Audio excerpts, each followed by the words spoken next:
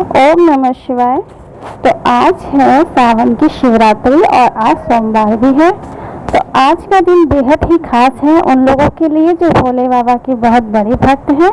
जी हाँ, आपकी आज की पूजा आपको भोले बाबा का बहुत बड़ा भक्त बना सकती है। जो लोग आज व्रत रहे हैं या जो लोग नहीं भी रहे हैं, आज वह शाम के समय पूजा जरूर करें और शाम के समय पूजा करें, आरती करें और इस कथा को जरूर सुनें। अगर आप इस कथा मात्र को भी सुनते हैं तो आपकी सारी मनोकामनाएं पूरी हो जाएंगी। तो आइए शुरू करते हैं मासिक शिवरात्रि की यह कथा। धार्मिक पौराणिक कथा के अनुसार चित्रभानु नामक एक शिकारी था। जानवरों की हत्या करके वह अपने परिवार को पालता था। वह एक साहूकार का कर्जदार था, लेकिन उसका ऋण समय पर ना चुका सका। क्रोधित साहूकार ने शिकारी को शिवमठ में बंदी बना लिया। संयोग से उस दिन शिवरात्रि थी। शिकारी ध्यान मग्न होकर शिव संबंधी धार्मिक बातें सुनता रहा।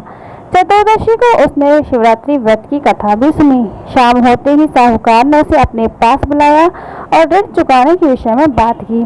शिकारी अगले दिन सारा ऋण लौटा देने का वचन देकर बंधन से छूट गया। अपने दिनचर्या की भांति वह जंगल में शिकार के लिए निकला, लेकिन दिन भर बंदी गृह में रहने के कारण भूख प्यास से व्याकुल था। शिकार खोजता हुआ वह बहुत दूर निकल गया।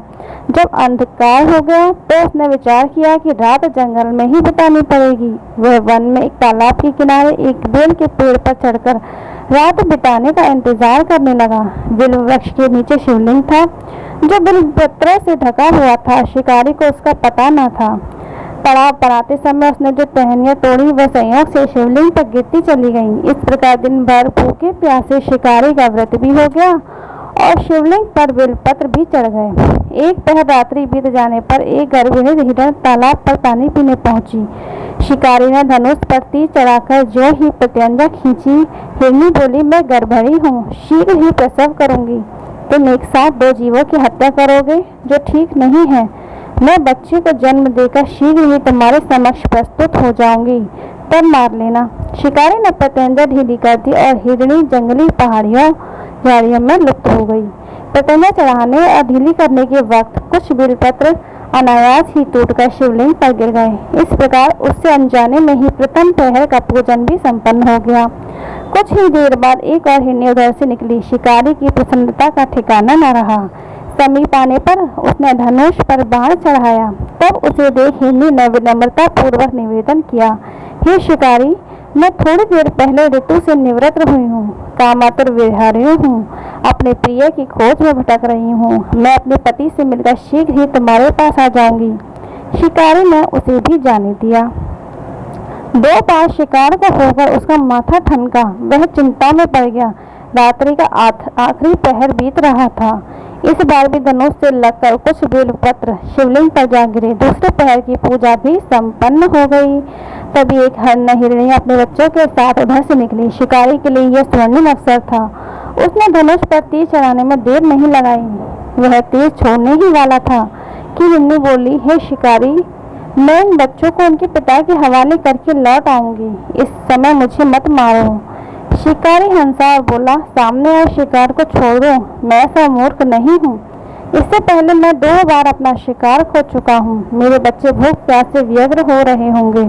उत्तर में हिरनी ने फिर कहा, जैसे तुम्हें अपने बच्चों की ममता सता रही है, ठीक वैसे ही मुझे भी। हे शिकारी, मेरा विश्वास करो, मैं इन्हें उनके पिता के पास छोड़कर तुरंत लौटने की प्रतिज्ञा करती हूँ।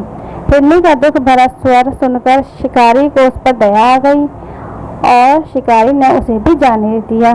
शिकार के अभाव में तथा भूख प्यास से व्याकुल शिकारी अनजाने में ही बेल वृक्ष पर बैठा बेलपत्र तोड़कर नीचे फेंकता रहा। पांव फटने से हुई एक हष्टपुष्ट मृग उसी रास्ते पर आया। शिकारी ने सोच लिया, इसका शिकार तो मैं अवश्य करूंगा। शिकारी की तनी प्रत्यंजा देखकर मृग विनीत स्वर में बोला, हे शिकारी, यदि तुमने मुझसे पूर्व आने वाले 3 मृगियों और छोटे छोटे बच्चों को मार डाला है तो मुझे भी मारने में विलंब न करो, ताकि मुझे उनके वियोग में एक क्षण भी दुख न सहना पड़े। मैं उन हिरणियों का पति हूँ। यदि तुमने उन्हें जीवन दान दिया है तो मुझे भी कुछ क्षण का जीवन दान देने की कृपा करो। मैं उनसे मिलकर तुम्हारे समक्ष उपस्थित हो जाऊंगा। मृग की बात सुनते ही शिकारी के सामने पूरी रात का घटना चक्र घूम गया। उसने सारी कथा मृग को सुना दी। तब मृग ने कहा, मेरी तीनों पत्नियां जिस प्रकार प्रतिज्ञाबद्ध होकर गई हैं, मेरी मृत्यु से अपने धर्म का पालन नहीं कर पाएंगी। अतः जैसे तुमने मुझे उन्हें विश्वास पत्र मानकर छोड़ा, वैसे ही मुझे भी जाने दो। मैं उन सबके साथ तुम्हारे सामने शीघ्र ही उपस्थित हो जाऊंगा। शिकारी ने उसे भी जाने दिया। इस प्रकार प्रातः हो गई। उपवास, रात्रि जागरण, शिवलिंग पर बेलपत्र चढ़ने से अनजाने में ही शिवरात्रि की पूजा पूर्ण हो गई। पर अनजाने में ही की हुई पूजन का परिणाम उसे तत्काल मिला। शिकारी का हिंसक हृदय निर्मल हो गया। उसमें भगवत शक्ति का वास हो गया।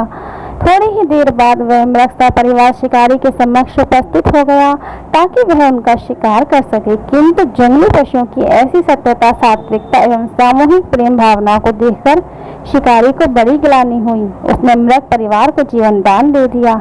अनजाने में शिवरात्रि के व्रत का पालन करने पर शिकारी को मोक्ष एवं शिवलोक की प्राप्ति हुई।